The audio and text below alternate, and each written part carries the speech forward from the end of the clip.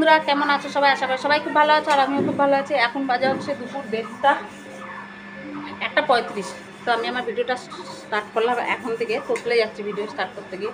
তো আমি আমার ভিডিওটা স্টার্ট করলাম এখন থেকে। আর আজকে ফুল ভিডিওটা দেখতে থাকো। আজকে ভিডিওটা একদম অন্যরকম হতে চলেছে। আর ভিডিওটা যদি ভালো লাগে একটা লাইক, শেয়ার, সাবস্ক্রাইব করার অনুরোধ রইল। আশা করি ভিডিওটা তোমাদের ভালো লাগবে। তো চলো, সবার আগে হচ্ছে আমি একটু রান্না করে যাই। তো দুপুরে রান্না খাওয়া দাওয়া সব কমপ্লিট হয়ে গেছে। এখন হচ্ছে এই যে বাটিটা নিলাম, এর মধ্যে নিব হচ্ছে সর্ষের তেল। তো এই যে দেখো, আমি এক বাটি মতো সর্ষের তেল দিয়ে নিলাম। দেখছো কতটা? এই শুনো, ওপরে হল করা চৌকির নিচে একটা প্লাস্টিকের গামলা আছে, গামলাটা বার করে নিয়ে তো। তো এই যে দেখো, এক বাটি মতো সর্ষের তেল নিয়ে নিয়েছি। তোমাদের দাদা বসছে এখানে বাসন মাজতে। এই যে দেখো, দুপুরে আমি খাওয়া দাওয়া হলো, সব হলো। এই যে এখন তোমাদের দাদা বাসন মাজতে বসছে, আর আমি বসবো হচ্ছে এই যে এতগুলো কাঁঠাল দেখছো লাইন দিয়ে রাখা, এই যে এই কাঁঠালগুলো এখন সব কাটতে বসবো। তো কিসের জন্য এতগুলো কাঁঠাল কাটছি বা কী হবে এতগুলো কাঁঠাল দিয়ে, তো সেগুলো সবই তোমরা আস্তে আস্তে দেখতে পাবে। পুরো ভিডিওটা দেখতে থাকো, তাহলেই বুঝতে পারবে কেন কাটা হচ্ছে আর কিসের জন্য কাটা হচ্ছে। তো চল আমি কাঁঠালগুলোকে কাটতে বসি। তো এই যে দেখো বন্ধুরা, আমি বসছি এখন হচ্ছে কাঁঠাল কাটতে। আর এতগুলো কাঁঠাল নিয়ে বসছি। এখানে কতগুলো কাঁঠাল আছে বলো তো? 8টা কাঁঠাল আছে। তো দেখি সবগুলো লাগবে কি লাগবে না বুঝতে পারছি না। তো আগে বড় কাঁঠাল দুটোই কাটতে শুরু করলাম। আর বড় কাঁঠাল দুটো মানে আর কদিন পরেই হয়তো, আর 1 মাস থাকলেই হয়তো পেকে যাবে, দানা হয়ে গেছে শক্ত ভিতরে। তো যাই হোক, কাঁঠালগুলো কিন্তু আমি কিনে নিয়ে আমাদের পাশের দুটো বাড়ির থেকেই নেওয়া হয়েছে কাঁঠালগুলো কিন্তু কেনা হয়নি। আর দেখতে পাচ্ছ কাঁঠালগুলো কত আটা, দেখো বটির মধ্যে আটায় পুরো ভর্তি হয়ে গেছে। যদিও আমি তেল ভালো করে হাতে মেখে নিয়েছি, বটিতে মেখে নিয়েছি, তারপরেও দেখো আঠা কত। তো কাঁঠাল কাটতে কাটতে বটির আটাটা ছেড়ে যাবে। আর কাঁঠাল কাটার সময় সবসময় আমি দেখো কলপাড়েই কাঁঠালটা কাটি। কেন বলো তো? কাঁঠালটা কেটে সঙ্গে সঙ্গে জলের মধ্যে দিলে না, কলটা খুলে জলটা দিয়ে দিলে আটাটা অনেকটাই বেরিয়ে যায়, আটাটা আর থাকে না অতটা।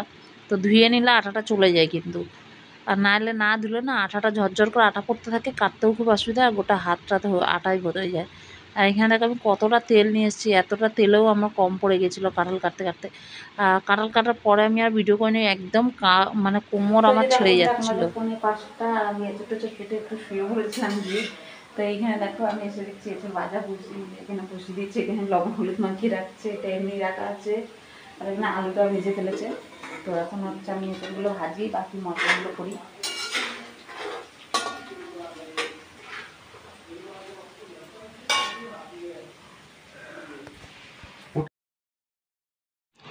তো আমার মোটামুটি ওইদিকে রান্না হয়ে গেছে। আমি কুমড়োটা কেটে রাখছি, রান্না হয়ে গেছে না হচ্ছে আর কি। ভাত একদিকে বসিয়ে দিয়েছি, একদিকে কাঁঠালের তরকারিও হয়ে এসছে আমার। আর এখানে আমি কুমড়োটা কেটে রাখছি ভাজার জন্য, যেহেতু কুমড়োর বড়া হবে, তো সেটা কেটে রেখে দিচ্ছি আমি। আর সকালবেলায় আমি চাটনিটা করে রেখেছিলাম। আর আজকের আইটেম হচ্ছে মুগের ডাল, এঁচোড়ের তরকারি, কুমড়োর বড়া, আর হচ্ছে চাটনি, সঙ্গে দই মিষ্টিটা আছে। তো সেজন্য আমি হচ্ছে কুমড়োটা কেটে রাখছি। আর আমি চাটনিটাও সকালেই করে রেখেছিলাম। তো এখন হচ্ছে এঁচোড়টা করব শুধু, সঙ্গে ডালটাও সাঁতলাবো। ডালটা সাঁতলাইনি, ডালটাও আমি সেদ্ধ করে রেখে দিয়েছিলাম। তো এখন হচ্ছে ডালটা একটু জল দিয়ে গরম করে নিতে হবে আর কি, ফুটিয়ে নিতে হবে, তারপরে হচ্ছে ডালটা সাঁতলাবো। তো আমি এদিকে গুছিয়ে রাখছি। কেন বলো তো? একটা গ্যাস আমার ঠিক মতন জ্বলে, একটা গ্যাস ঠিক মতন জ্বলে না। তো সেই জন্যই সমস্যাটা হবে পরে। এই জন্য আমি এদিকে যতটা পাচ্ছি আগিয়ে রাখছি। পরে কীর্তনের লোকরা এসে গেলে তখন চা করো এই করো, তখন ঝামেলা লেগে যাবে। আর এই বড় কড়াইটা নেওয়ার মানেই হচ্ছে এই যে এই রান্না করার জন্যে। আর এই বেলা হচ্ছে সব নিরামিষ রান্না হচ্ছে আজকে।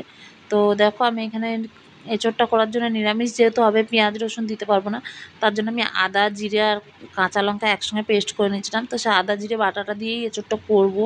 তো চলো, এখানে দেখো আমি টমেটোও দিয়ে দিচ্ছি। তার মধ্যে তো আমার মশলা কষানো হয়ে গেছে। এঁচোড়টা আমার হাফ সিদ্ধ, মানে কী বলবো, 30% সিদ্ধ হয়েই গেছে ভাজতে ভাজতে। আলু এঁচোড় এগুলো তো সিদ্ধ হয়েই গেছে, আলু তো সিদ্ধ হয়েই গেছে। তো চলো, কষাতে কষাতে আরও কিছুটা হয়ে যাবে, তো তাড়াতাড়ি হয়েই যাবে আশা করি, বেশি টাইম লাগবে না। তো এখানে আলুগুলো ভেজে রেখে দিয়েছি, আলুগুলোও দিয়ে দিলাম এর মধ্যে, দিয়ে এখন ভালো করে নাড়াচাড়া করে একটু কষিয়ে নিয়ে তারপর জল দিয়ে ঢাকা দিয়ে দেবো।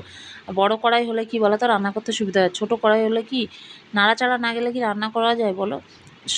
কড়াইয়ের মধ্যে যদি একদম উপুর চুপুর সবজি হয়ে যায়, নাড়া না গেলে মানে তখন রান্না করতে অসুবিধা হয়।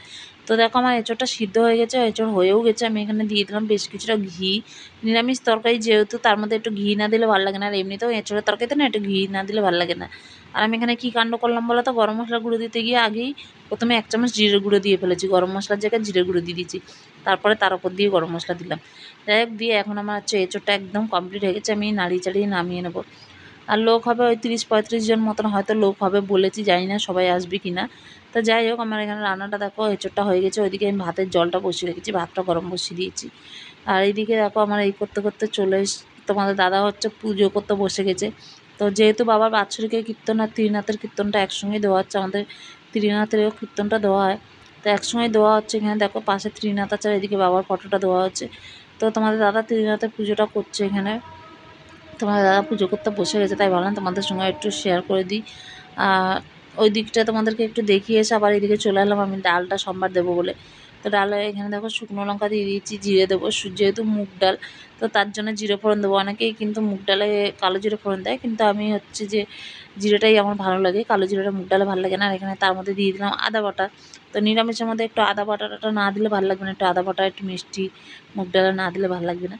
তো এখানে দেখো আমার ডালটা মশলাটা কষানো হয়ে গেছে, এখন হচ্ছে ডালটা ঢেলে দেবো, দিয়ে আমি যাব ড্রেসটা চেঞ্জ করতে। ডালটা ফুটতে থাকুক, ততক্ষণ আমি ড্রেসটা চেঞ্জ করে আসি, কেন ওইদিকে আবার কীর্তনের লোক এসে যাবে। আমি নাইটি পরে আছি, তো নাইটিটা চেঞ্জ করে আসবো। চলো ডালটা ফুটুক, আমি একটু ঘি দিয়ে চলে গেলাম ডালটার মধ্যে। চলো আমি এখন হচ্ছে ড্রেসটা চেঞ্জ করে আসি। সেটা তো বলেন না, আমি বলতে শাড়ি চাইছি না, আমি ওই জন্য শাড়িগুলো নিয়ে বলো যে উপরে তোমাকে বলি থাকে বুঝে যাবে। তো যে বন্ধুরা এখন হবে মনে হয়, দাঁড়াও দেখছি। তো এই যে বন্ধুরা এখন বাজে 8টা, এখন এক এক করে কীর্তনের লোক আসছে। এখন হচ্ছে কীর্তন দেওয়া হবে বাড়িতে।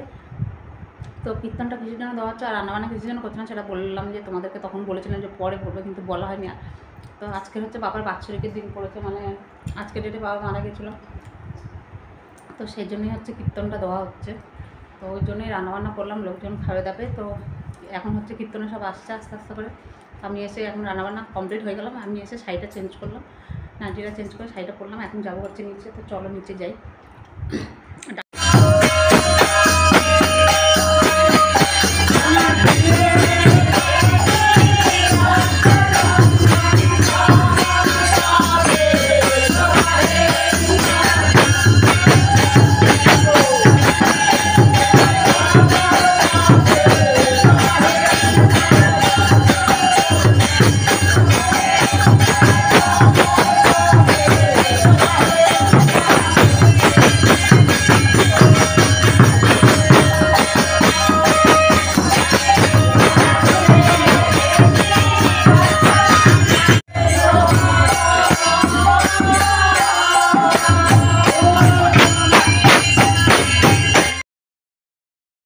তো ওইদিকে তো কীর্তনের লোকজন এসেই গেছে দেখলেই। আর এখন হচ্ছে আমি এদিকে চায়ের জোগাড়টা করছি।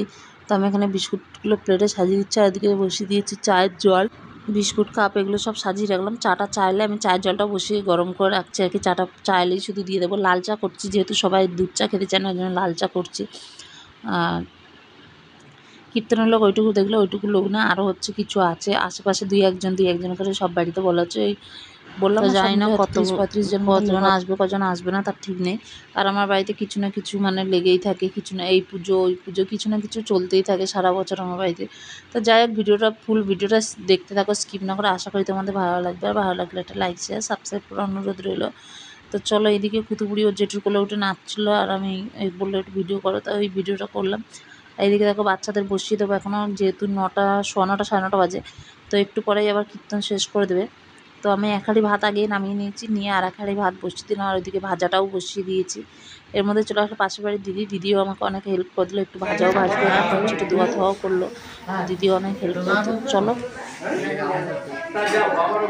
এখন সবাই খাইতে বসবে। এদিকে তাকাও, একটু তাকাও এদিকে।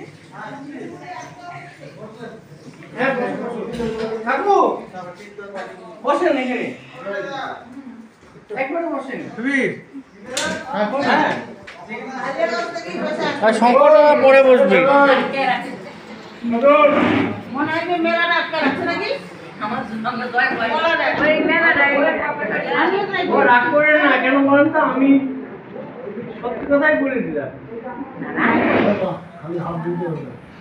এদিকে তোমাদের দাদা ওই দিদি এরাই সব দোয়া থাওয়া করছিল, শুনো এরাই দোয়া থাওয়া করছিল। আমি রান্না করেই ছিলাম, ভাজা ভাজতে ভাজতে আর ভাজা ভাজতে ভাত নামাতে এই করতে এগুলো করতে করতে আবার সবাই আমার সময় চলে গেছে। তো আর দোয়া থাওয়া ওরাই করছিল। তো যাই হোক, লোকজন এখন দেখো সবাই কীর্তনের লোকজনও খেতে বসে পড়েছে। বাচ্চাদের আগে খাইয়ে, বাচ্চাগুলোকে আগেই খাই দেওয়া আছে, আর বাচ্চাগুলোর ভিডিও করা হয়নি। আমি বললাম না, রান্নাঘরে ব্যস্ত ছিলাম, কিছুই করতে পারিনি। তো বাবু খেয়ে দিয়ে উঠলো, তারপর বাবুকে বললাম তুমি ভিডিওটা করো, তাই বাবু ভিডিওটা করছিল। আর ওইদিকে বাচ্চা কাচ্চাগুলো সব খাওয়া দাওয়া হয়েছে। পাতাগুলো তুমি রাখো, উঠে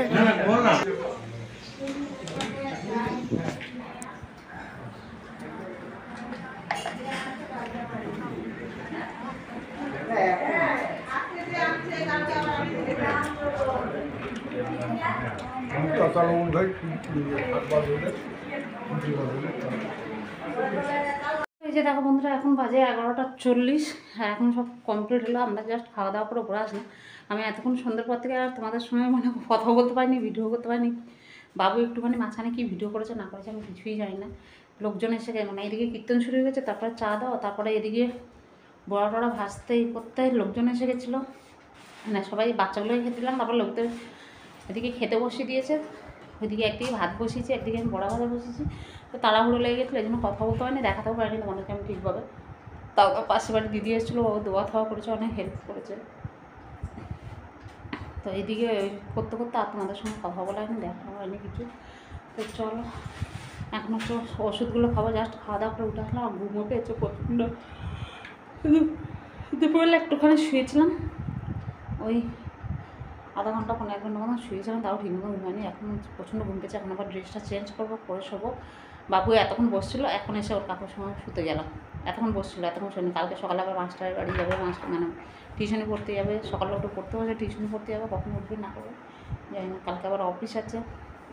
যদি মানে রবিবার হতো তাহলে সকালে একটু দেরি করে উঠলেও কোনো ব্যাপার ছিল না, একটু দেরি করে উঠলে চলে যেত। আর এখন আংটিটা খুলে রাখে, আংটিটা পড়েছে না, চুলকাচ্ছে আঙুলগুলো, পরা অভ্যাস নেই যে আংটি, তা আঙুলটা চুলকাচ্ছে। আংটিটা এখন খুলে রাখবো আমি।